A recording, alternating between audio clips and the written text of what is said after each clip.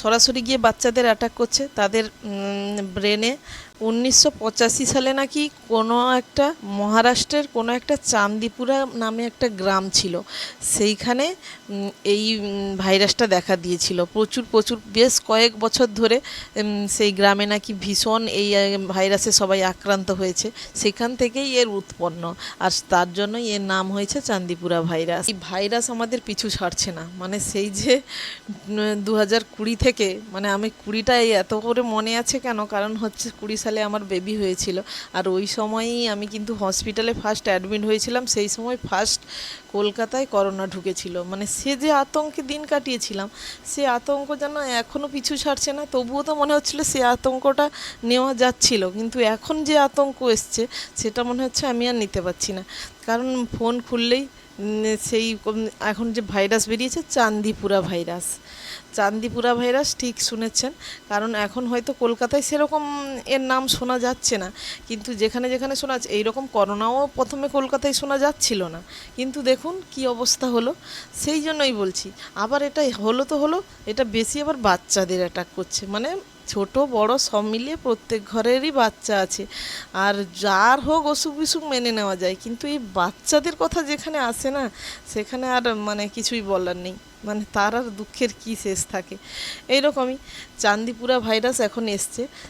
নমস্কার, অরিত্র অরিত্রিয়ান মমে আপনাদের সবাইকে স্বাগত জানি। আজকেও কোনো ডেলি ব্লগ দিচ্ছি না, আজকেও আমি মনে করছি যে এই ব্যাপার নিয়ে একটু আলোচনা করা দরকার, কারণ প্রত্যেক ঘরেরই বাচ্চা আছে, একটু জেনে রাখলে সতর্ক হলে ভালো। মাটি গোবর দিয়ে ব্যবহার করা হয়, বা যেখানে মাটি গোবর জমা থাকে সেইখান থেকে যে যে ধরনের মাছি উৎপন্ন হয়, সেই থেকেই নাকি এই ভাইরাসটা ছড়াচ্ছে। এই ভিডিওটা করার কারণ হচ্ছে, কারণ আমি এখন আছি কলকাতায়, কিন্তু আমি কিন্তু জন্ম হয়েছি গ্রামে। আমার ঘরেও গরু আছে, সব কিছু আছে, মাটির ঘরেও থেকেছি।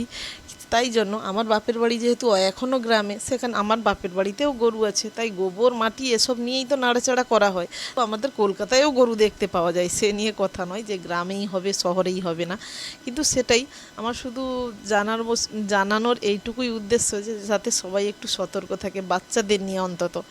মানে আমরা কি হয়, আগে জ্বর হলে 2-3 দিন থাকুক, জ্বরটা নামছে কিনা দেখি, তারপরে। কিন্তু এটা এমন একটা ভাইরাস, চান্দিপুরা ভাইরাস, যেটা 2-3 দিনের তো মনে হয়, কারণ 48 ঘন্টা থেকে 72 ঘন্টার মধ্যে যদি কারোর মৃত্যু হয়, তাহলে সে কি করে 2-3 দিন ওয়েট করে ঘরে বসে থাকবে। সেটাই আমরা নর্মালি জ্বর হলে কি হয়, বাচ্চাকে প্যারাসিটামল দিই, থাকুক, তারপরে দেখি 2 দিন নামে কিনা জ্বর, তারপরে ভাববো।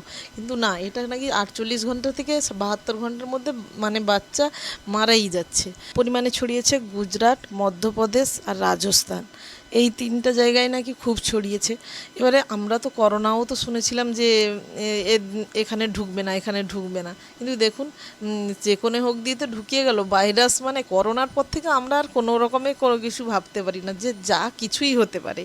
করোনার এসে যা করে দিয়ে গেছে, মানে আমরা ভাবতে পারি যে যা কিছুই হতে পারে, আর এই ভাইরাস ভাইরাস ভাইরাস ঠিক কবেই যে তার থেকে মুক্তি পাওয়া যাবে তার কোনো ঠিক নেই, মনে হয় কোনো দিনই মুক্তি পাওয়া যাবে না। আর এটা এমন একটি চান্দিপুরা ভাইরাস, এমন একটি ভাইরাস যে যার আজ পর্যন্ত কোনো ভ্যাকসিনও তৈরি হয়নি, সেটা ভেবে আরও বেশি কষ্ট লাগছে। তবুও তো করোনার ভ্যাকসিন তৈরি হয়ে গেছিলো, চান্দিপুরার ভাইরাসের কোনো ভ্যাকসিনই তৈরি হয়নি।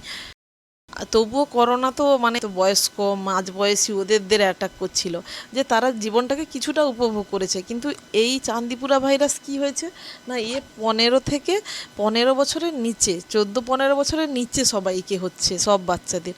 তাহলে তারা সেই এইটুকু বাচ্চা, এইমাত্র তারা পৃথিবীতে এলো, তারা কি মানে তারা ভাইরাসে আক্রান্ত হয়ে কত কত বাচ্চা চলে যাচ্ছে। মানে এটা ভাবলে তো আমার গা শিউরে উঠছে, যে প্রত্যেকটা বাড়িতে বাচ্চা আছে, মানে আমাদের ঘরেও 3-3টে বাচ্চা আছে।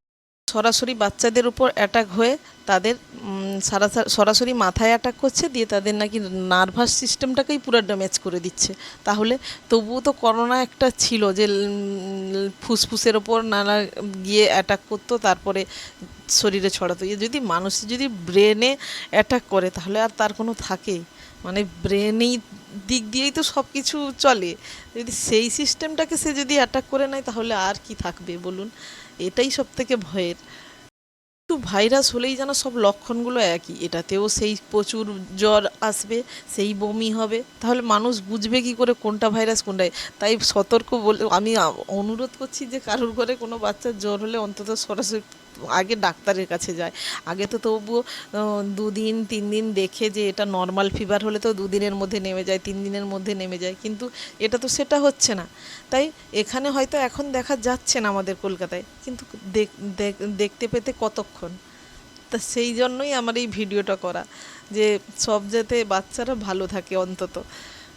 সেই মাটি গোবর সেই যেখানেই থেকে মাছি উৎপন্ন হয় তার থেকেই নাকি তৈরি হয়। আর আমরা দেখুন আগেকার দিনে শুনে এসেছি যে গোবরের কত গুণাগুণ, কত জীবাণু নাশ করে গোবরের।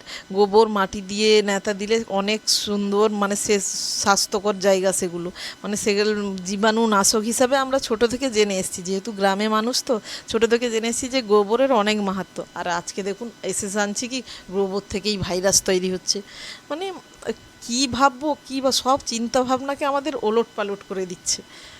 যেসব জায়গাগুলো খুব স্যাঁতস্যাঁতে থাকে, সূর্যের আলো যেখানে ঢোকে না, সেই সব জায়গাতে নাকি বেশি এই ভাইরাসটা উৎপন্ন হয়, এই মাছির সৃষ্টি হোক যাই হোক হয় এটাই।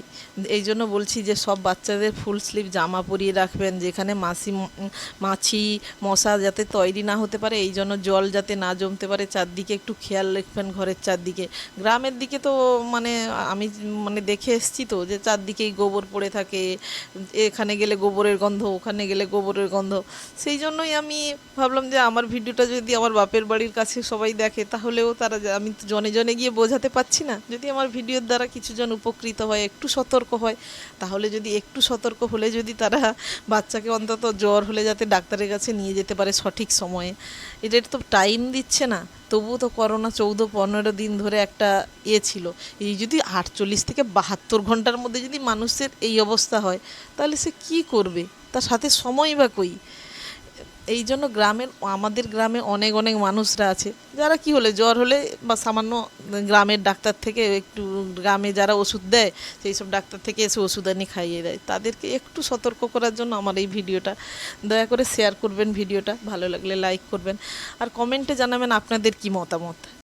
আর আমরা সেই আশায় থাকবো এর কবে ভ্যাকসিন তৈরি হবে, আর ভ্যাকসিন যাতে তৈরি হলে তবুও একটু মনে শান্তি পাওয়া যাবে।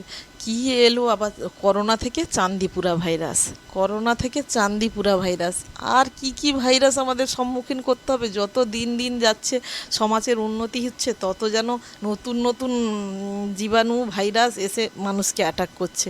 মানে একদিক থেকে উন্নতির পথে এগাচ্ছে, আর একদিক থেকে যেন এদিকে যেন আমাদের বিভিন্ন রোগ ব্যাধি এসে গ্রাস করছে। এটাই। সবাই ভালো থাকুক, সুস্থ থাকুক, এটাই চাই।